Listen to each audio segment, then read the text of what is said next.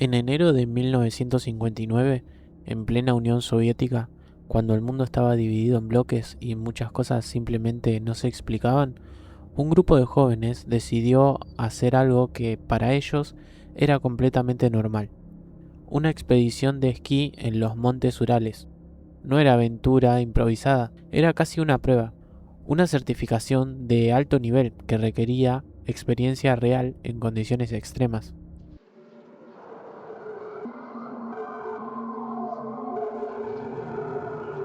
El grupo estaba compuesto por estudiantes y graduados del Instituto Politécnico de los Urales.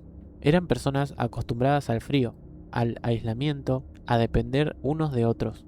Su líder era Igor Datlov, un estudiante de ingeniería con reputación de ser meticuloso, organizado y confiable.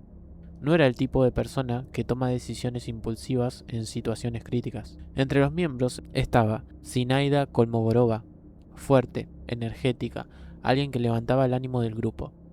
Rustem Solovin, disciplinado, físicamente preparado. Ludmila Dubinina, conocida por su determinación. Yuri Krivonichenko, con experiencia en situaciones difíciles, incluso habiendo trabajado en entornos contaminados después del desastre de Kistim.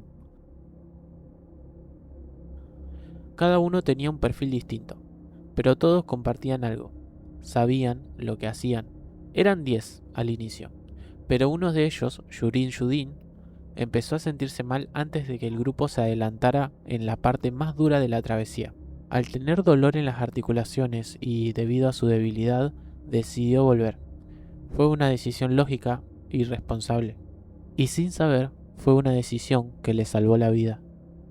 El viaje empezó como cualquier otra expedición de este tipo: caminatas largas, esquí sobre la nieve profunda, noches en carpas, comidas simples. Sacaban fotos, escribían en diarios. No hay miedo, no hay tensión. Se los ve sonriendo, relajados, incluso jugando. Nada anticipa lo que viene. A medida que avanzaban, el clima se volvía más agresivo. Vientos fuertes, temperaturas cada vez más bajas, visibilidad reducida. En algún momento, el grupo se desvió ligeramente de la ruta planeada. No está claro si fue por error o decisión, pero ese desvío lo llevó a la zona de los pueblos indígenas Mansi que conocían bien. Ellos la llamaban Kholat Syekal, la montaña de la muerte. No porque fuera un lugar donde constantemente moría gente, sino porque cuando algo pasaba ahí, nunca era simple, nunca era claro. El 1 de febrero de 1959, el grupo decidió acampar en la ladera de la montaña. No bajaron al bosque, donde habrían tenido protección contra el viento. Se quedaron en la zona expuesta. A primera vista parece una mala decisión, pero hay teorías que dicen que fue algo intencional, parte del entrenamiento, una forma de probar resistencia en condiciones duras. Montaron la tienda en la pendiente. Prepararon sus cosas, comieron, se acomodaron para pasar la noche. Y hasta ahí todo era normal.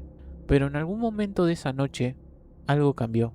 No sabemos exactamente cuándo, no sabemos cuánto duró, pero sabemos cómo terminó. Semanas después, cuando el grupo no regresó a la fecha acordada, comenzó la búsqueda. Al principio no fue inmediata. En ese contexto los retrasos podían pasar, pero con el tiempo la preocupación creció.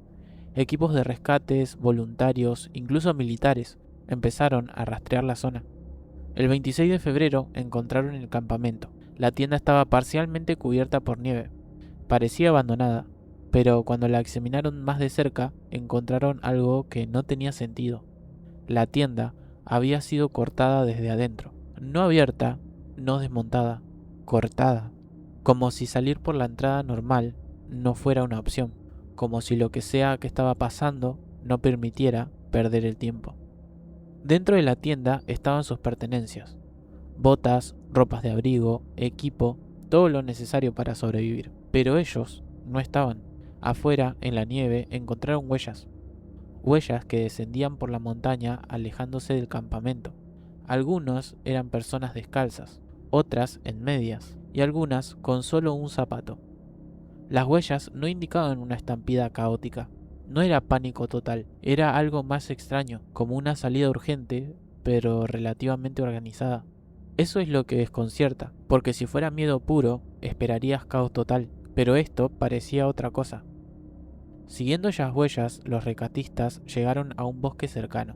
Ahí encontraron los primeros cuerpos. Dos de ellos estaban bajo de un árbol. Habían intentado hacer fuego, había ramas rotas hasta varios metros de altura, como si alguien hubiera querido trepar para observar o buscar algo. Quizás la tienda, quizás una señal. Murieron congelados. Más adelante encontraron tres cuerpos, dispersos entre el bosque y el campamento.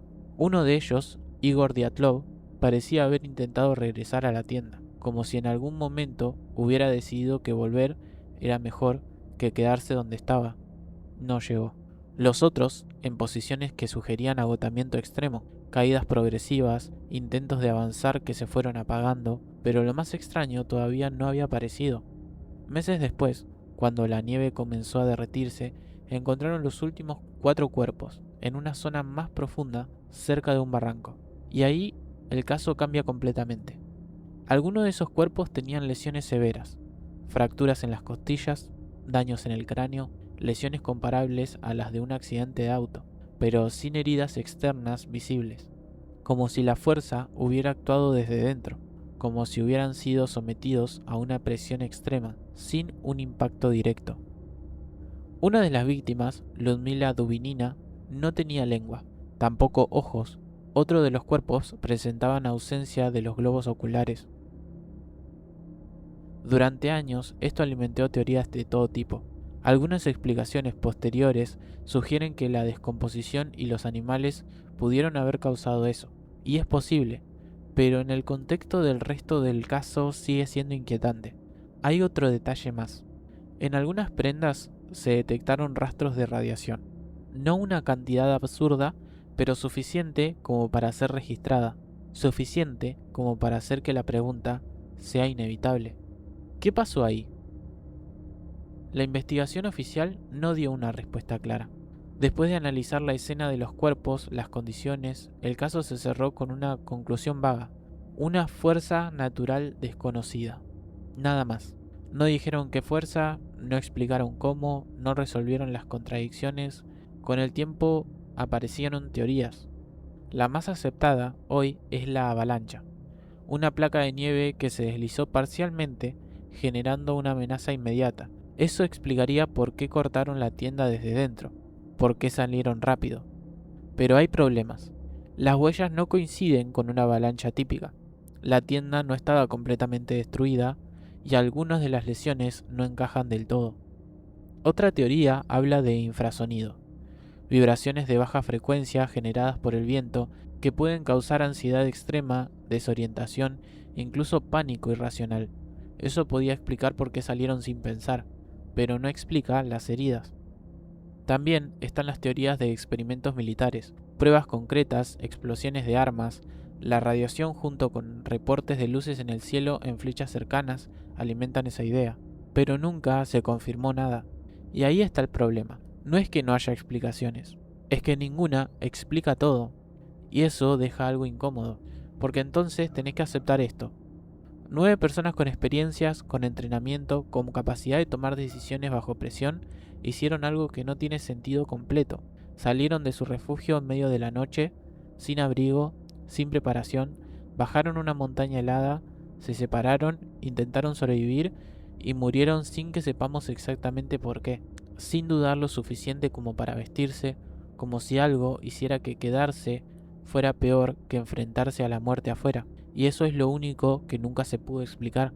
Eso mantiene vivo el caso, porque no es solo una tragedia, es una situación donde cada detalle parece lógico por separado, pero imposible cuando lo juntas todo. Y al final todo vuelve a ese momento, esa noche, dentro de la tienda, cuando hizo que 9 personas tomen la misma decisión al mismo tiempo: salir. Ahora te pregunto yo, para vos, ¿qué es lo que pasó en esa tienda? ¿Fueron luces extrañas? ¿Fue el viento? ¿Fue una avalancha? ¿Fueron experimentos militares? ¿O algún tipo de pacto? Te leo en los comentarios. Muchas gracias por ver.